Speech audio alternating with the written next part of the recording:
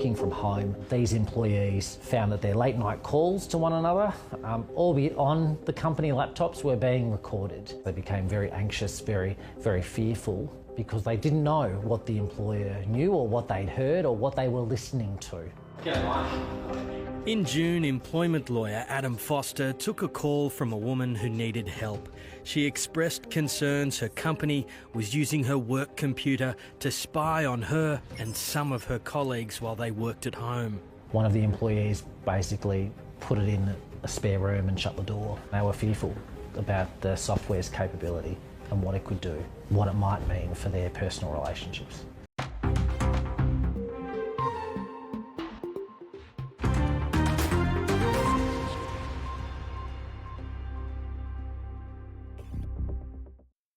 Imagine finding out your company's laptop might have been listening to you, not figuratively, literally recording you.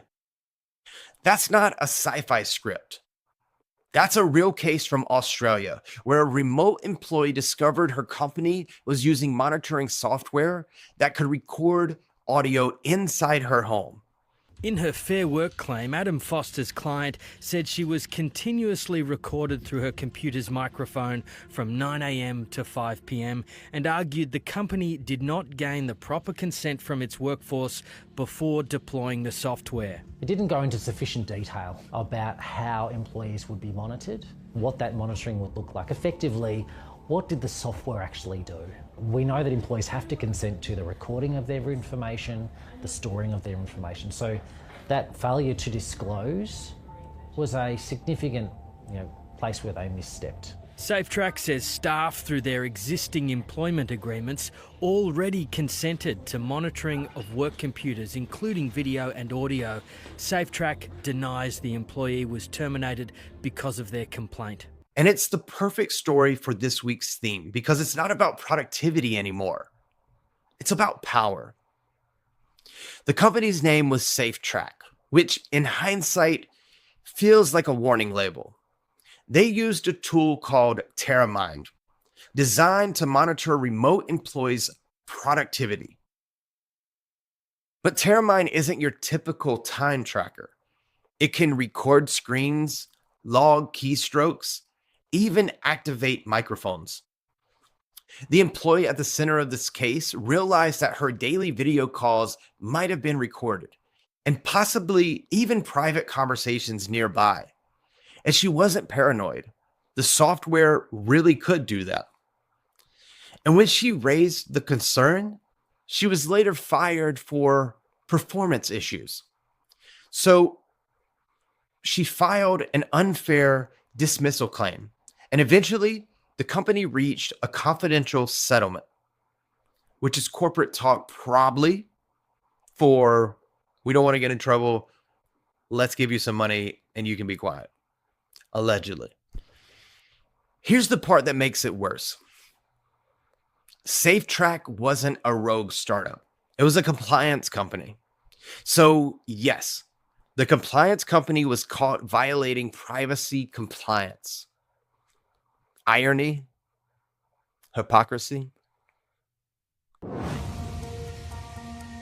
I can remotely screen record what an employee is looking at, but also capture the audio. Terramind's capabilities are being demonstrated here by Toya Cinque, an associate professor of communications at Deakin University, where she has investigated employee surveillance technology. This looks and sounds very forensic. It's a deep dive into a worker's activity in incremental timestamps, if you like, and so you can choose exactly the timestamps that you're looking for. So Toya, I'm now in another room from you, and I'm going to assume you can see everything that's going on my computer right now. Every noise, every conversation, every sound is being observed and recorded by the software on your computer. Okay, Toya, how did we go? I could hear you really clearly. I could hear you breathing at your desk. Really? I could. Wow. So it does suggest how the monitoring of a person in another location can be done really carefully and cleanly, and that could be recorded, and in that time I could export a copy, save it, and then send it. That's Terramind in action, a software demo from the same report. It could literally detect a person breathing from another room. That's not productivity tracking, that's surveillance theater, and workers know it. When trust gets replaced with tracking, performance doesn't improve, fear does. Now, if you think this is an isolated story from Australia, think again. Across the UK, 1 in 3 companies use some form of Bossware. Across the UK, 1 in 3 companies use some form of Bossware, software that records emails, browsing history, and even screenshots, according to The Guardian. In the US, Business Insider reports companies are quietly deploying tools that track keystrokes, flag idle time, and randomly capture screens to detect unproductive behavior. And it's not just traditional corporations. Elon Musk's XAI allegedly asked employees to install Hubstaff on their personal laptops. Yes, personal, to track mouse movements and keystrokes. Several people resigned on the spot. And honestly, good for them. Because this obsession with measuring every click doesn't create accountability. It creates anxiety, which does the opposite to productivity.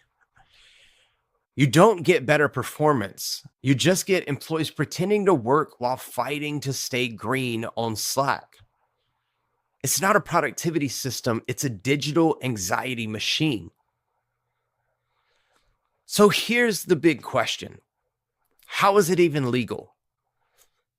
What are the legal issues at the heart of this case? 2 things, transparency and consent, and also that work from home challenge that all organisations have. Because of the nature of the technology, it's collecting sensitive information, it's subject to a higher standard under the Privacy Act. 730 has confirmed at least 3 other SafeTrack employees have expressed concern about the use of this technology to Fair Work, WorkCover and ASIC. Following complaints from former employees, Victoria Police is investigating whether it's breached the state's surveillance laws. No charges have been laid. This presented a problem for them because what we know is that under the Privacy Act, and indeed under the Surveillance Devices Act in Victoria, there needs to be disclosure when employees are being monitored. In a statement, a company spokesperson said a staff member raised that the use of audio could potentially capture private conversations in the home. This was tested by administrative staff and no such conversations were found to have been recorded. However, out of an abundance of caution, when we became aware of this, we took steps to limit and then ultimately completely turn off this capability.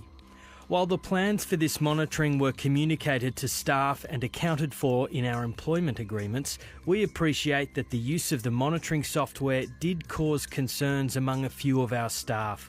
We took these concerns seriously and have advised our staff that the software was discontinued and will not be used in the future. That's the heart of it. A legal gray zone built on outdated frameworks. In Australia, companies need, disclose, and gain consent from employees. In the US, many states don't even require notice. And in the UK, policies exist, but enforcement is fuzzy at best. So transparency and consent, they sound good in theory. But when your employment contract quietly buries a line that says, "We may monitor your work device," that's not really consent. That's coercion with a signature line. And even if it's legal, it's rarely ethical. Because software like Terramind doesn't just capture work activity. It can record personal conversations, family sounds, even private discussions in your home. The data gets stored on third-party servers, analyzed, and in some cases, sold as anonymized metrics. Except nothing is really anonymous anymore. The real danger isn't just that companies are watching. It's that they're collecting so much data, they can't even secure it. So congratulations, corporate world. You've made work less productive and less private at the same time. I guess that's efficiency. But here's the truth. You can't fix a trust problem by installing more cameras. The companies deploying Bossware think they're solving for accountability, but they're actually destroying it. Because when employees start putting their laptops in closets or spare rooms out of fear, you haven't built culture. You've created paranoia, and it's only going to affect your bottom line negatively. The future of work is not about monitoring people. It's about empowering them. It's about being intentional. It's about creating structure and giving autonomy. Because if you're a leader out there and you think that you need to hear your team breathing to believe that they're working, you're not leading. You're not a leader. And you shouldn't be in a leadership position. So, double think about monitoring your employees. And if you're an employee being monitored, double think about working at that company. This has been the Future of Work Weekly Report. Thanks so much for watching. Make sure to like, comment, subscribe, and share this video with anyone who you think might be interested. Thanks so much, and we'll see you on the next episode.